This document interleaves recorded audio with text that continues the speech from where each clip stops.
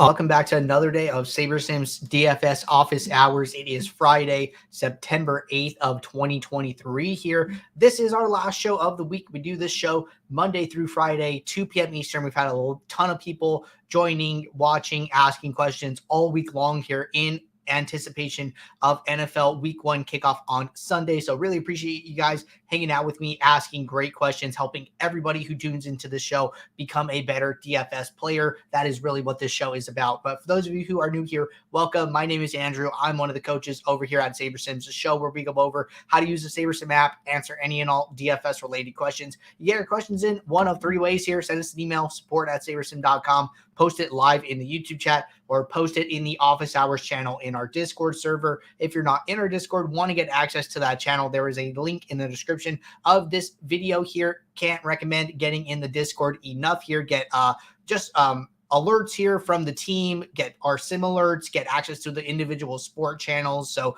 a lot of talk in the Discord these days in anticipation of football. So great place to hang out and chop it up. So join up, and I look forward to seeing you in there. But with that being said, looking ahead to today, we have a 11-game MLB main slate today. But also, one thing here, don't want this to go under the radar. We do have college football sims now. So college football main slate tomorrow morning here. So get in on the college football action. We have a 12-fight MMA card. We have NASCAR on Sunday. And then obviously we have Week 1 NFL on Sunday here. So if you guys aren't joined up with us, happen to stumble on this show, we do have a 5-day free trial. No better time to join up and check us out ahead of Week 1 here. So a link to that is in the description of this video as well. So going to get the app pulled up here.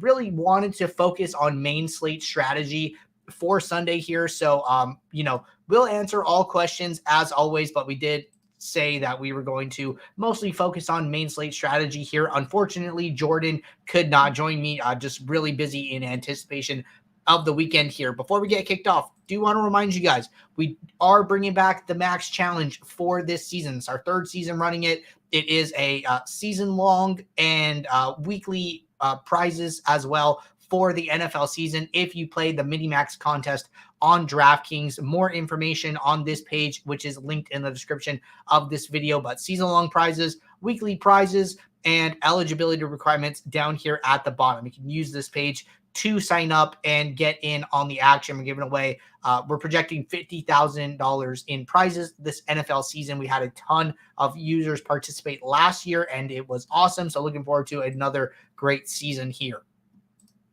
All right, getting the app pulled back up, and then we are going to jump in to our first question here in the Discord.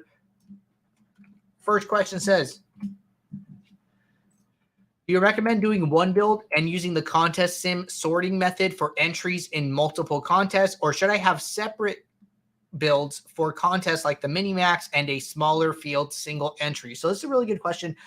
Actually, I will say the way that I'm going to do it. So I know a lot of users like to do one build and then just, build all the lineups together and then use the different contest sims and fill from there, right? So I don't mind that approach. Basically here, what you would do is you would create all your different contest sims, and then in the post build, after you run lineups, you could sort by each one, and then you could go through and then fill your lineups accordingly. One thing that we have suggested that users do here is once you fill a certain number of lineups, go ahead and trash those lineups. And it's not to say that those lineups are bad, but basically the reason we're suggesting that is because sometimes in one contest sim, a lineup is also going to grade out well in another contest sim, and then you can end up duplicating those lineups across multiple contests. And we always suggest that our users play a unique lineup in each unique entry to get as many lineups in as possible here. So if you are going to fill them all from one screen, I would trash them as you go. But getting back to how I'm going to handle this, I'm anticipating here of having a 150 max build and then or 20 max, 150 max build, and then a single entry or 3 max build in line with the profit plan here in Jordan's most recent video on the YouTube channel, which if you guys haven't caught up with these videos, I would highly recommend watching them ahead of Sunday kickoff here. So if you go to playlists, You go to how to beat NFL DFS in 2023 here. There are 4 videos here. Looks like one actually just got released here 12 minutes ago. So don't jump in and watch that yet. Go and watch that right after we get off here. Don't want to lose you guys.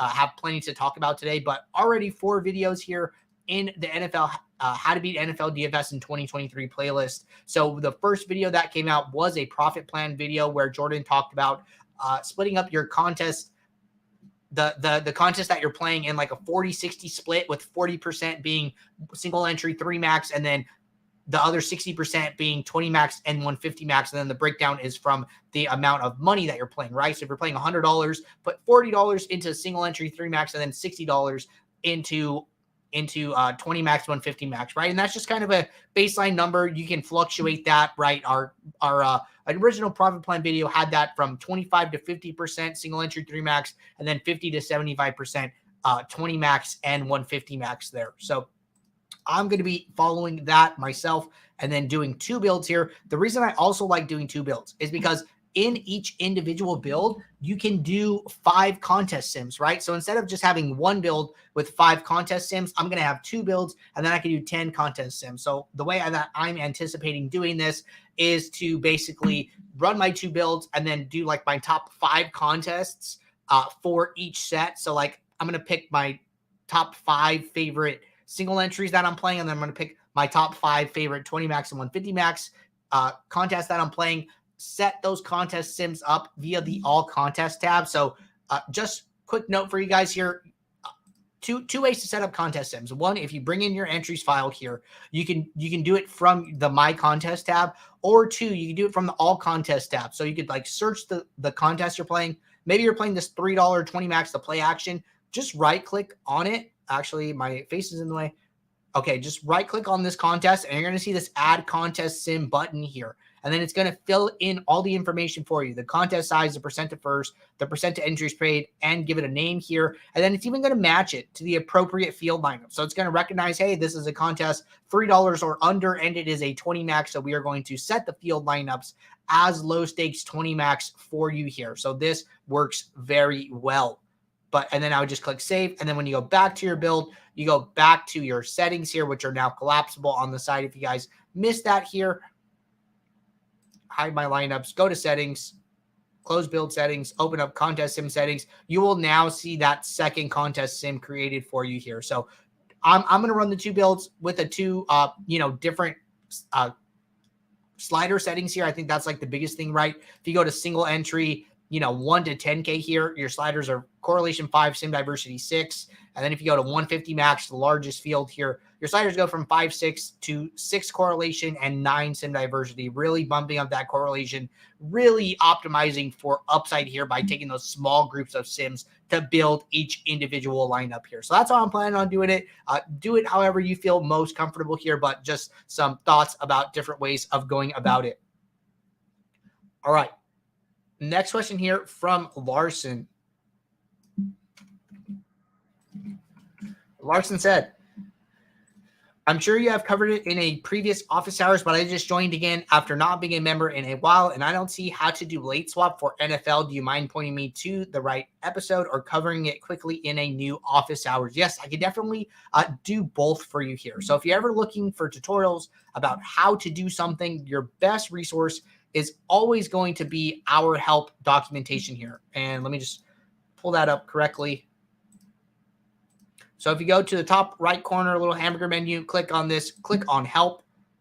Going to open up our support library here. In our library, in this tutorials, you're going to see this how to late swap.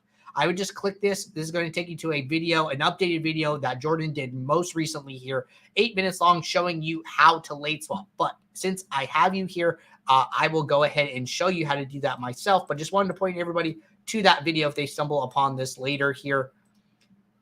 And what I would do. So first thing I would have to do is have contests. And I think I have some contests for the Thursday to Monday slate here.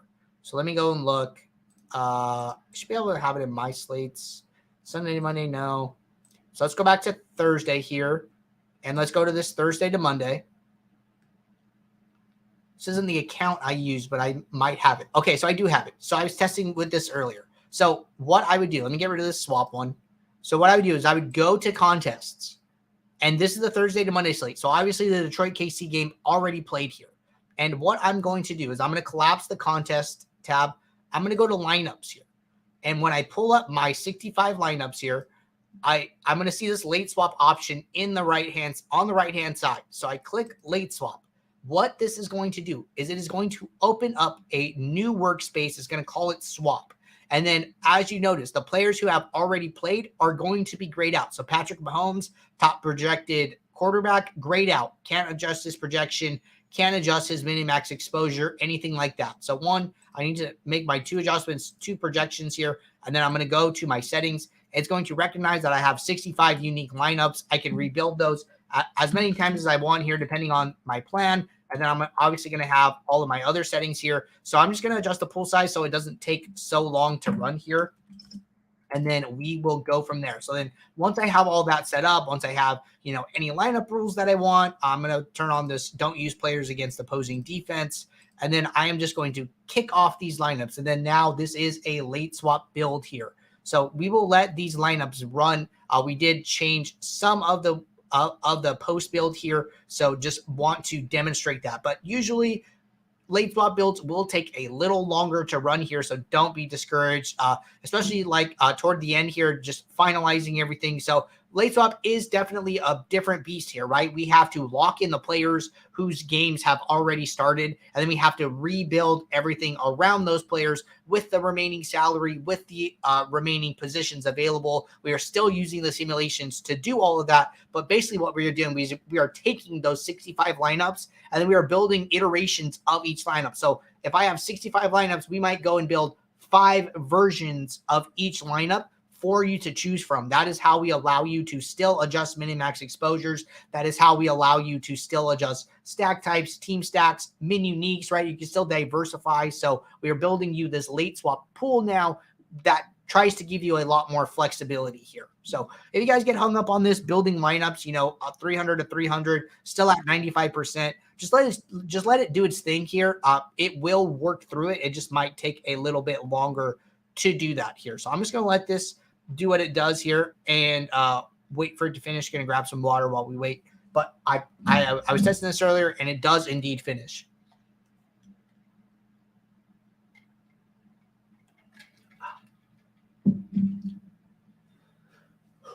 Hope you guys are all having a good Friday. Hope you guys are all looking forward to the weekend here. I know I am myself going to be a busy one, but going to be a fun one, all things considered here. So we still have plenty of questions to get through here, and we will just keep it rolling once we are through with this one here. But frankly, don't know why the late swap takes so much longer, but I do know that it does indeed finish here. So we will just let it do its thing while we wait.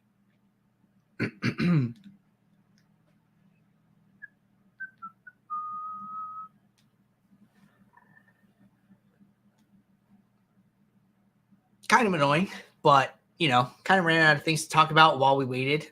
So there we go. So lineups are finally finishing. So finalizing lineups, like I said, it does finish. Just give it some time here. You're going to see all these other guys grayed out: Noah Gray, St. Brown, Sky Moore, all grayed out. Our lineups are complete. And then I can go through, I can change my sorting method. I can still run contest sims if I want to. I can still do my mini uniques, etc. here. And then one other change here, the download new entries button is right here. So it used to be up here at the top next to rebuild lineups in big green. It is just right here along the my lineups line. So then I would just click download new entries, and then that would automatically download, and then I could go and upload that to DraftKings. So that is the workflow with late swap. So check out that tutorial and then reference this video here as well.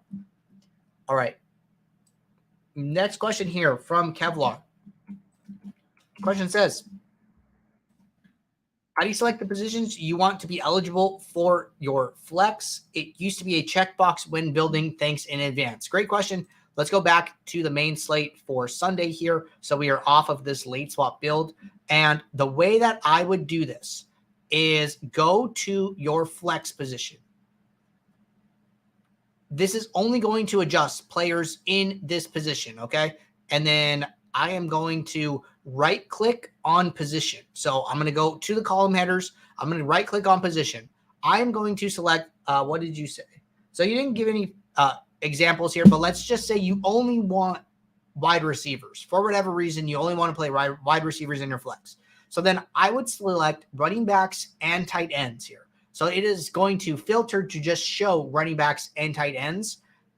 I would use the mass uncheck button and uncheck all of the running backs and tight ends here. I would go back to select all. Now, when I select all, only the wide receivers are checked. Therefore, they are the only available players to be put in my flex position from this point. And then now that I hit apply here, it's actually going to, it should do that for me here. So then when I go to my exposures, I'm going to see that, hey, only wide receivers are now in the flex spot. And then if I were to rebuild lineups, those players wouldn't even be in the pool here, right? So I could sort by projection. I could see that, because I didn't do that before the lineups, I still have these running backs in my pool. I still have, all these other players in my pool here, right? But if I were to rebuild lineups, I would get none of them in my pool. So that is how you do it. Go to flex, go to position, filter for the positions you do not want, and then uncheck them, and then they will not be available in that lineup slot.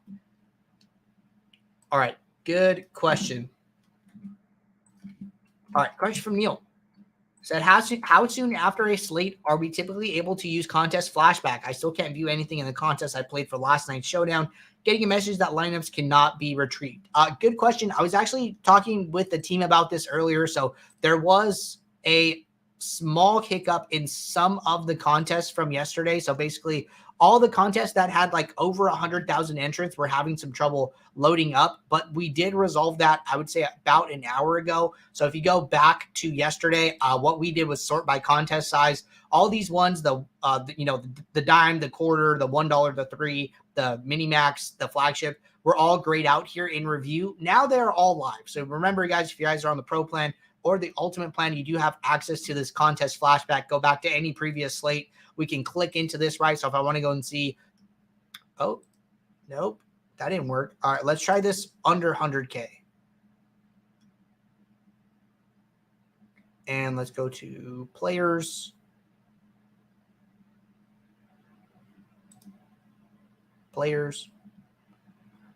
Okay, so it is still working for the contest under 100K, but it is still looks like it's having some issues for the contest over 100K. So definitely something the team is aware of, and I will make sure that they do not think that that was fixed here. So can still pull up all those contests under 100K entries at the moment here. So I'm going to make a note for myself. So over 100K trouble. And we'll get that sorted out. All right, going to keep it rolling here. Next question came in from Kentucky Nick. So good question here. Question says, is a Geomean filter a good tool for such a big slate? So really, the only time I'm really using a Geomean filter is when I am trying to account for duplication.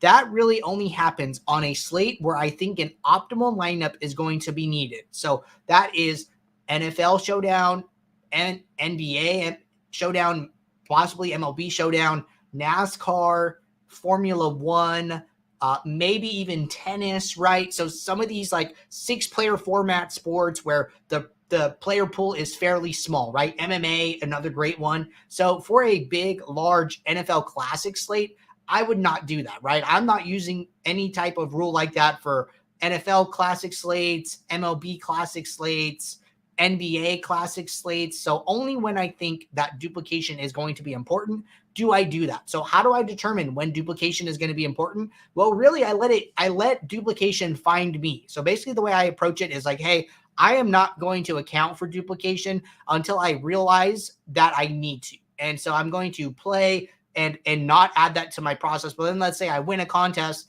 and then I see that, I'm duped 20, 30 times. Okay. Now I'm going to start doing something for that. Or you could just look at the winning lineup in your contest. Maybe you don't even have to win, but you could just look at the winner and say like, oh, there were a fair number of dupes here. I should probably account for duplication in my process going forward. So use the results from the contest. But if you see that winning lineups are usually not being duped, then I would not worry about it. I think that is a good rule of thumb there.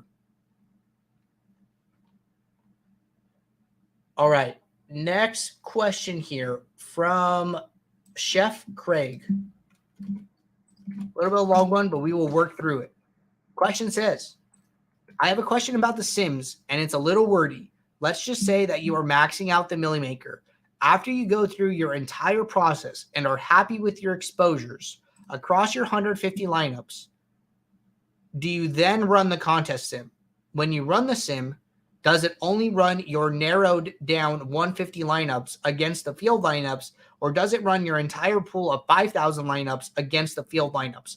I'm just a little confused. If you go through the entire process of narrowing down your pool to the 150 lineups you like, if they aren't the top 150 performing lineups out of your pool, when sorting by risk-adjusted ROI, you get a completely new set of 150 with all new exposures. If so, in the initial process of narrowing down your pool, is the initial process of narrowing down your pool completely unnecessary? Sorry for the long message, just need some clarity. No, I think this is a great question. Happy to talk about it. So let's go back to Sunday here, and we will talk about this. So basically the point of the contest sims is to help you find the we use this 150 max contest as our example. So the point of the contest sims is to help you figure out which 150 lineups you want to play. Okay.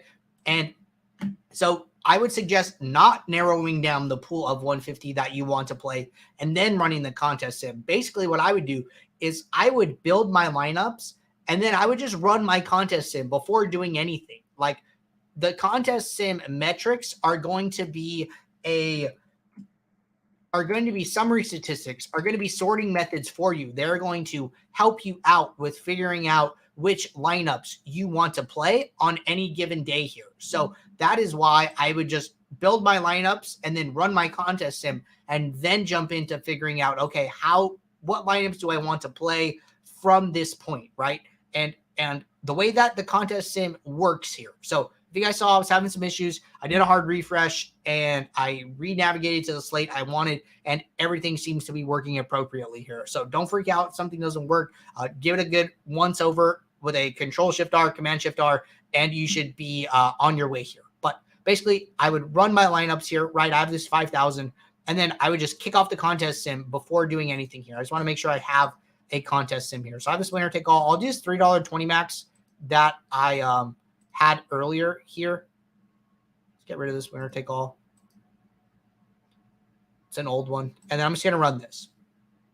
So what the contest sim is doing is it is taking your pool of lineups, all 5,000, and then it is putting them into a contest behind the scenes with our field lineups. And then it is playing out that contest 100,000 times. And then it is seeing how each individual lineup did in that contest. And then it is calculating, okay, how much money did this lineup make on average? How many times did this lineup win? How many times did this lineup get across the cash line? And then the risk-adjusted ROI is a metric that we basically look at how the lineup did in the contest. And then that is a formula in and of itself. It is a ratio of how often the lineup cashed, how much money the lineup won when it cashed versus how much money the lineup lost, and then how often the lineup lost. So risk-adjusted ROI cares how often a lineup wins and loses. ROI does not. So you could have two lineups with 100% ROI, but they could have very different risk-adjusted ROIs because one could be very boomer bust, and then one could be not so boomer bust in that instance. And then risk-adjusted ROI is going to capture that. So what I would do is I would build my lineups, I would run my contest sim, and then you can go and then use the sorting metrics from the contest sim and then go and look at your exposures and then dial it in from there, right? So it is basically a way of getting new additional sorting metrics from that contest sim that we ran against the field lineups here. So that is the process that I would follow when using contest sims. All right. Good question here. Question says, can you demonstrate how to use the favorites feature? I did a 20 max lineup yesterday and I wanted to favorite a lineup from the build. Instead, it added all 20 to the favorites tab. Great question here. So let's say I have these 20 lineups and I want to add one lineup. Okay, so let me step back. So what the favorites option does, it allows you to combine lineups from multiple builds here. So let's say I have build 1 here. I'm going to go open up a new build in build 2. I'm going to make 2 adjustments, 2 projections in this build, and then I am just going to kick off lineups for this build. So now I have 2 sets of lineups here. Maybe I am building a 20 max in this build 1, and maybe I am building a couple of lineups for 5 single entry contests in build 2. So let's say I'm going through my process for my 20 max here, and there's a lineup that I like. There is a lineup that I want to play from this build in my single entries for whatever reason, right? That is a great opportunity to take advantage of the favorites feature. So I'm letting these build 2 lineups finish here. And then once these are done, I'm going to jump back to build 1. So just going to let these finish.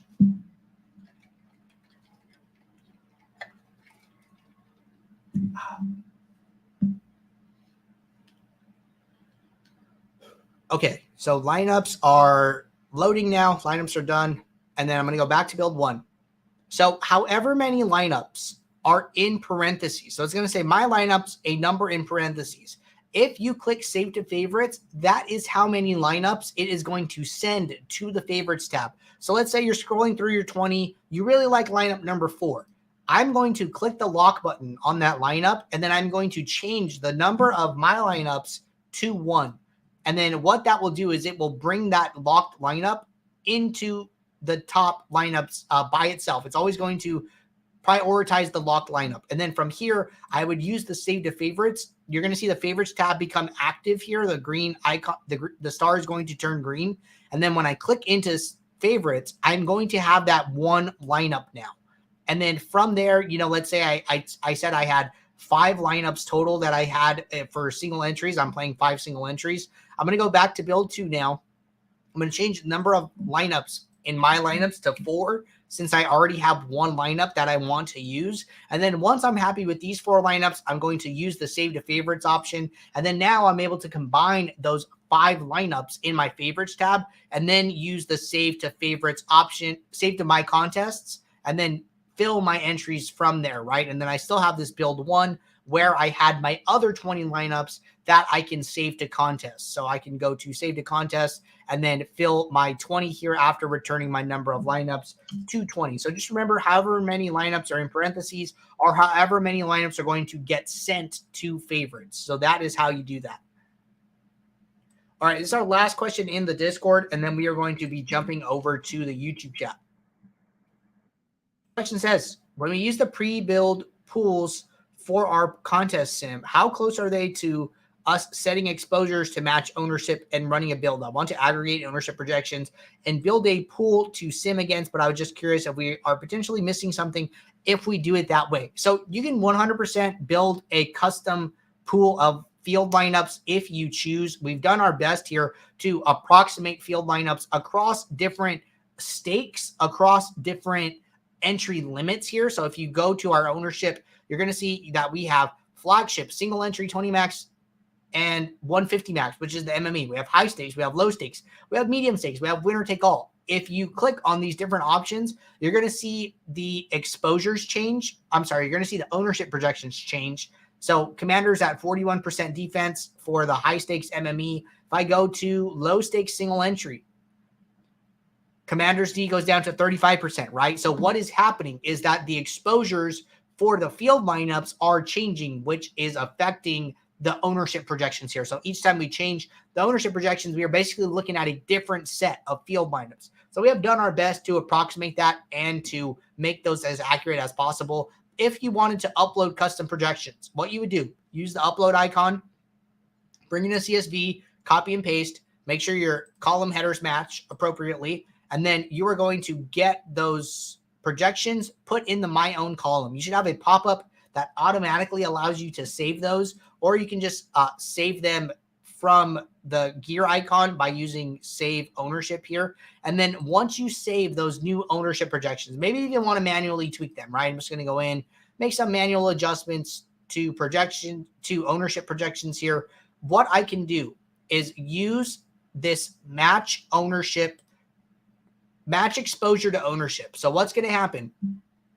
Builder is going to look at the values in the My Own column, and then it is going to set a threshold above and below those ownership projections.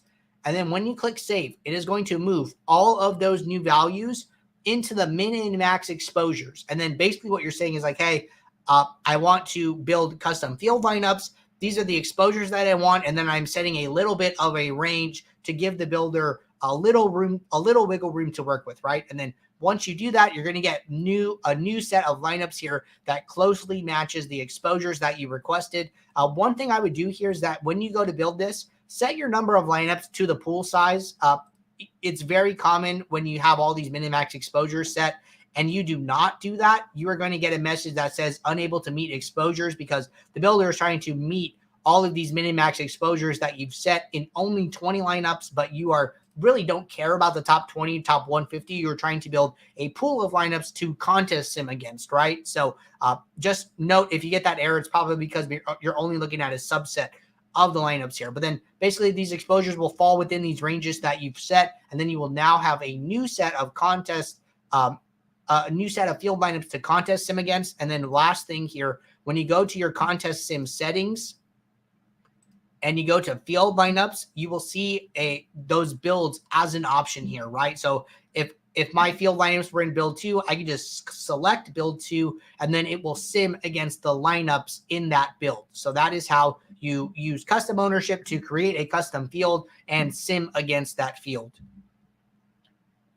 All right, great question there. Jumping over to the YouTube chat, starting at the top. Steve said, I would love to know how I'm able to use SaberSim's projections for OwnersBox. So we actually discontinued support for OwnersBox contests as of the end of August here.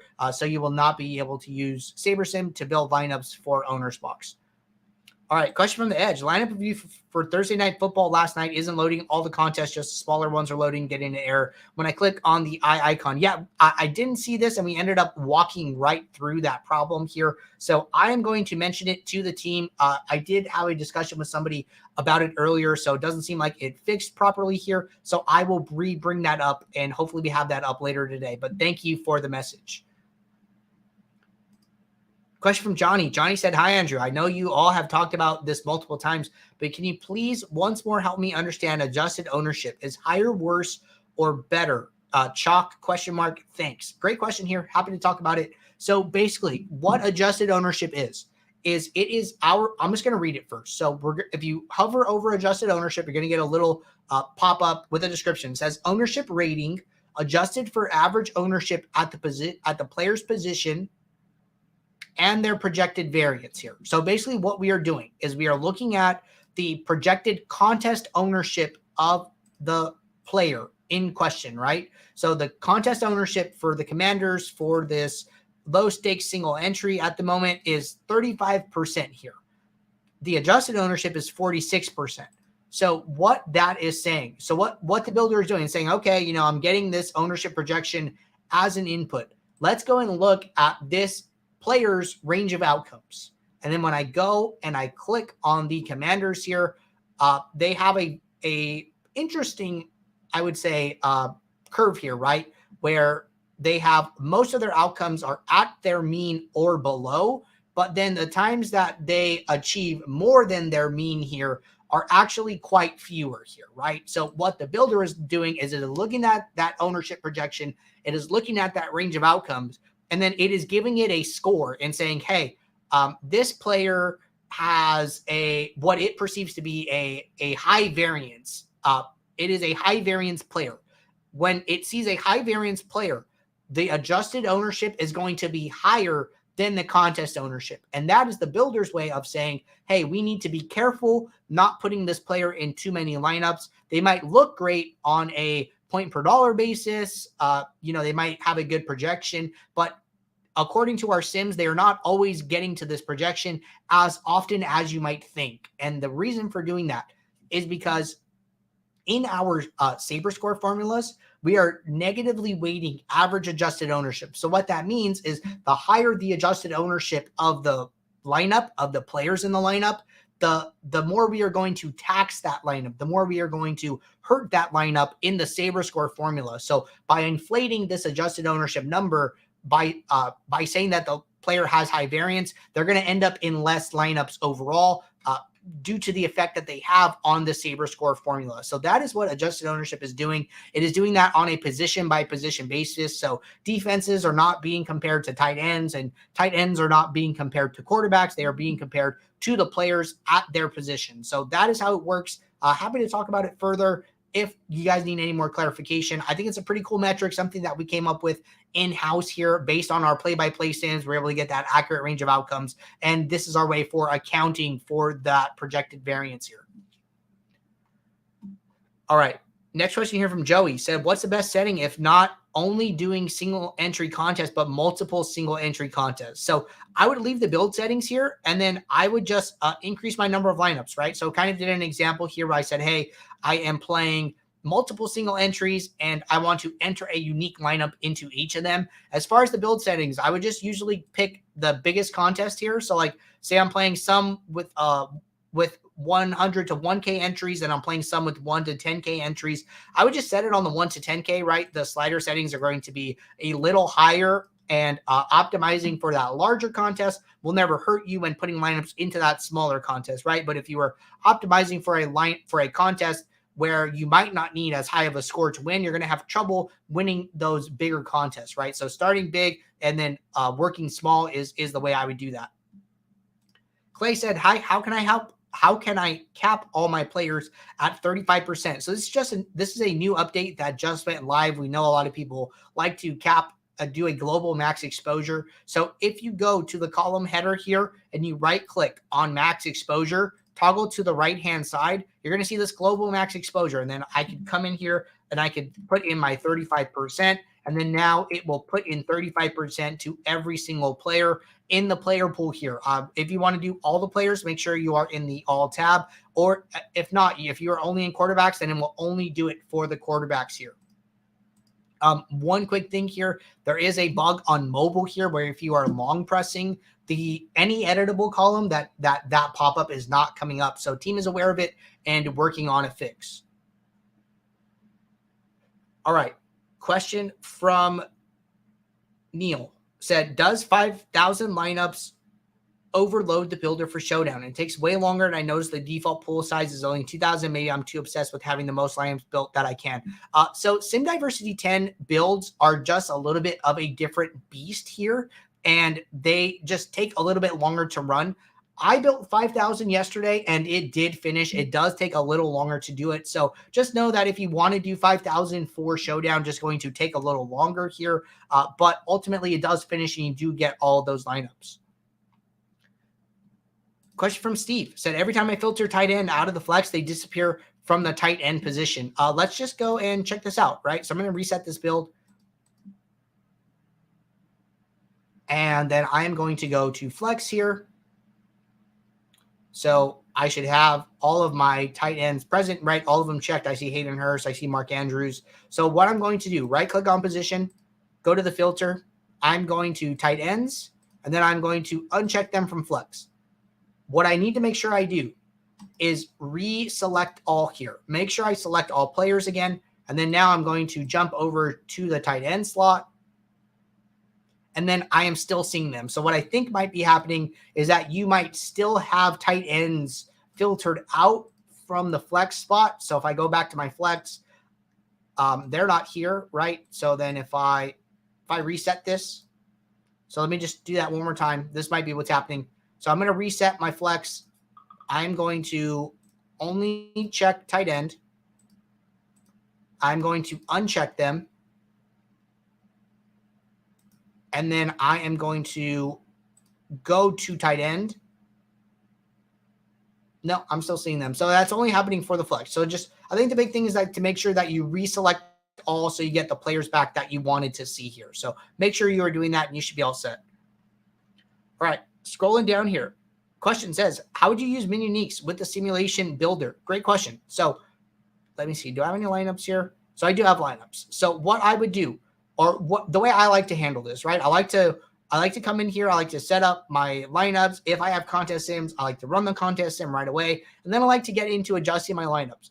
The first thing I like to do is scroll down to the bottom and see the last lineup rank here. I just always want to see what is the last lineup rank in my pool, because when I start to adjust my min uniques, I want to see how far down in my pool I am going, right? And then I can also look at my summary statistics. I can see what is the last sim ROI or last risk adjusted ROI of my bottom lineup, right? So one thing I'm noticing here is that I went from lineup 20 down to lineup 51. Still plenty of ROI, positive ROI or positive risk adjusted ROI, or even a never mind, I forgot what I was saying. So what I could do here is I can go further in my pool, right? I'm like, okay, I'm only at lineup 51. Let's go further. And then I scroll back down. Okay, I'm at lineup 127, right? Let's go even further, right? How far do we go at 7? So at 7 min uniques, I'm at lineup 808. So if you are using Saber Score, what I would suggest doing is trying to stay within the top 25 to 50% of your pool here. The reason for that is because I think that that's where you start to see negative ROI lineups here. So at lineup 800 of 5,000, I'm still at positive ROI, right? But if I go to lineup 8 min uniques here, well, one, there weren't enough lineups in my pool. At least it says there weren't enough lineups in my pool to meet that here. But then at min uniques of 8, my last lineup is lineup 4,000 here, and it has a sim ROI of negative 13% here. So this is why I like to try and stay in the top 25 to 50% of my pool, because you can just assume that most of those lineups are going to be a positive EV, right? So that is why I like to do that. But that is how I like to work at min uniques. And then from there, I can, go and make any last fine-tune adjustments to exposures. I really don't like to make a ton of adjustments to exposures until the last, this is probably the last thing I do. And then I just do a handful if there's anything I don't like that I'm seeing, and then leave it from there. All right. Patrick said, thoughts on late swap for main slate if there's no injury news. Okay. So my thoughts on late swap are that it can never hurt you, right? Taking advantage of the latest and greatest projections are always going to be a fine thing to do, right? Even if there's no injury news, you're going to get those last sims running an hour to lock for the inactives that come out for the afternoon game. So I do not mind late swapping at all. I think it's fine. If you don't, I think that's okay too, if there's no injury news. If there is injury news, then I would probably suggest late swapping for sure. But I think that all you're trying to do is just squeak out a little bit extra edge with any fine-tuned projection adjustments there. But I just don't think you're going to see a ton where it's going to make a huge difference unless there is injury news. All right, question from Nathan. Is there a better way to ensure that my QBs always get stacked with at least one wide receiver rather than creating a specific, if primary, then at least one wide receiver group for each QB? Yes. So what I would do is just go to my settings here. I would go to lineup rules, and then I would just create a rule. And then I would say stack, and then I would just say at least 2 here. So make it at least 2, and I would just leave quarterbacks and wide receivers checked. So if you do this, so you're saying, hey, stack at least 2. So it's going to give you at least a quarterback and a wide receiver, and you should be all set. If you want to be more specific than that, then you can go to the advanced side and say, okay, I want to use a quarterback, and then I want to use at least one running back, wide receiver, or tight end, and give the builder maybe a little more flexibility about which position player that it's using. But then this would still ensure that you're going to get at least a quarterback and one of these 3 position players. So a couple different options for you here, depending on how much control you're looking for. Steve said, I think I skipped the unchecked step. Yeah, man, it happens. I get it. And glad I was able to walk through that for you here. I know it's a little tricky in the new app interface here, so don't feel bad about it. It just takes some getting used to is all I would say. All right. See a question from Black Bomba, and I see GM33 jumped in. So I did answer that question in a thread for you there, just responding to your initial question. So read that answer, send us that email, and then we can take care of you. Okay, question from Dr. Toy here. This is our last question at the moment, everybody. So if you guys have any questions that you guys want to get in, now is a great time to ask those. All right, question says, can you talk high level about how correlated bringbacks actually are looking at the data? Initial look at default correlation seems to like stacks expected, but doesn't seem to love game stacks as much as expected. Wondering about actual data supporting bringbacks. Does field overvalue or maybe just a product of this week, etc.? Okay, good question here. So what I will say is that we don't do like a ton of like written articles or anything like that, looking at a ton of historical data. I know ETR does, and they usually release a article at the beginning of the year talking about how different type of stacks fare in the Millie Maker, specifically over like years and years of data here, right? So I saw last year, I don't know if they released one for this year or I haven't read it yet, but I did see last year that basically the lineup that most often wins the Millie Maker at like 37% of the time was a QB +2 with a bringback.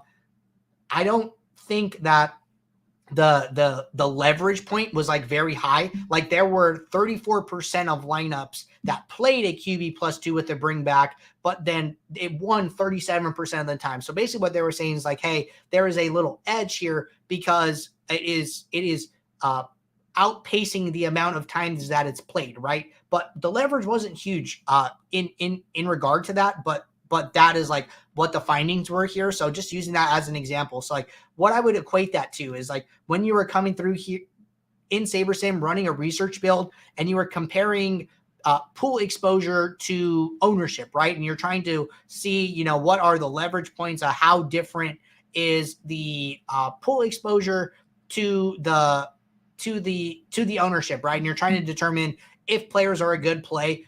When I'm doing that, right? When I am looking at that information, I am usually looking for something, I would say around like the 10% range. Like, hey, maybe Trevor Lawrence is expected to be 7% owned, but his pool exposure is like 20%. It's like, okay, you know, there is a pretty big discrepancy here between this, how often this player is showing up in our sims, and then what their expected ownership is, right? Some of these smaller values, like 5% and less, I'm not making a huge deal about them. I'm letting kind of SaberSim handle that aspect of it. So the 3% difference there is, you know, obviously it's there, right? You could see it. You could see that difference, but I don't know if that is like actionable information where I would just go and now overplay QB +2s with a run back, right? So be a little cautious of that information here. I do think our correlation slider is doing a great job of capturing that here. What you will see is that, you know, the slider is high. It's at 6 here, but that's kind of on the low end of high, right? There's like very high, which is 7, 8, 9, and 10. So if you're not seeing like the stacks that you kind of want here, if you want more of those bringbacks on the other side, then I would just experiment with running builds on different slider settings and then seeing if the lineups are passing the eye test for you specifically, right? Are you getting what you expect on the other side? And then do you need to make adjustments to the sliders to achieve that? So I think there's a little bit trial and error there. And that is what I would focus on doing if you're looking for that. But really good question to finish us off here. We are all caught up with questions at the moment. If you guys are building lineups over the weekend, question pops in your head, drop it in the office hours channel. That gives us a steady queue of questions to get started with for our next show. I've really enjoyed chopping it up with you guys today, talking NFL main slate strategy. Good luck this weekend. I will talk to you guys all on Monday, 2 p.m. Eastern. Until then, make sure you guys sign up for the Max Challenge ahead of week 1 here. NFL Max Challenge is back. Sign up link is in the description of this video. Sign up. Don't miss week 1 because then you will miss out on the 18-week participation award here. Also have 10 weeks and weekly bonuses here. So looking forward to a great NFL season. Talk to you guys all on Monday when one of you wins the Millie Maker. Take care. Bye.